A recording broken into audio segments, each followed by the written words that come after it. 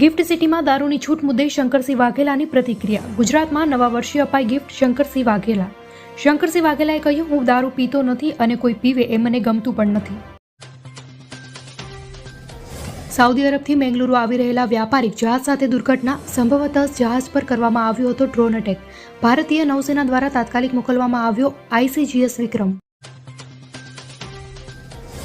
રામ મંદિર પ્રાણ પ્રતિષ્ઠા મહોત્સવ નિમિત્તે વીરપુર જલારામ મંદિર તરફથી મોટી જાહેરાત. વીરપુર જલારામ મંદિર તરફથી આજીવન રામલલાને 2 ટાઈમ થાળ ધરાવાશે. અયોધ્યા મંદિરના ટ્રસ્ટીઓએ પ્રસ્તાવનો સ્વીકાર કરતા વીરપુરમાં ખુશીનો માહોલ.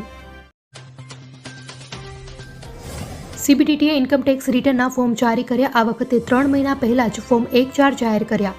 50 લાખથી ઓછી આવક ધરાવતા લોકો માટે ITR ફોર્મ. વડોદરાના આટલાદરા વિસ્તારમાં 2 બહેનોએ 8મા માળેથી ઝંપલાવ્યું. પિતરાઈ બહેનોએ આપઘાત કરતા પરિવારમાં શોકનો માહોલ. માંજલપુર પોલીસે ગુનો નોંધી તપાસ હાથ ધરી. જેતપુરમાં 6 દિવસ અગાઉ ઢોરની અડફેટે આવેલા બાળકનું સારવાર દરમિયાન મોત થયું છે. સમીર વાડોદરિયા નામના 9 વર્ષીય બાળકે રાજકોટ સિવિલમાં અંતિમ શ્વાસ લીધો છે.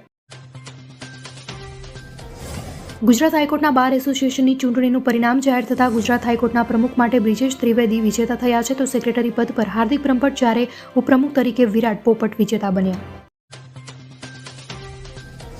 વિપક્ષી નેતાઓના સસ્પેન્શન મુદ્દે આમ આદમી પાર્ટી ડીસા દ્વારા ડીસા નાયબ કલેક્ટરના માધ્યમથી રાષ્ટ્રપતિને આવેદનપત્ર સોંપવામાં આવ્યું. સમસ્ત અખિલ ભારતીય આહિરાણી મહારાજ સંગઠન દ્વારા દ્વારકામાં મહારાજનું ખાસ આયોજન કરાયું છે. SSC ગ્રાઉન્ડમાં આહિરાણીઓ દ્વારા ભવ્ય રાસની રમઝટ બોલાવવામાં આવશે.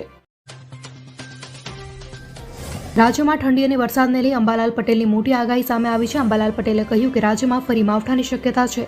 1 થી 5 જાન્યુઆરી સુધીમાં વેસ્ટર્ન ડિસ્ટર્બન્સના કારણે ગુજરાતના હવામાનમાં પલટો આવશે.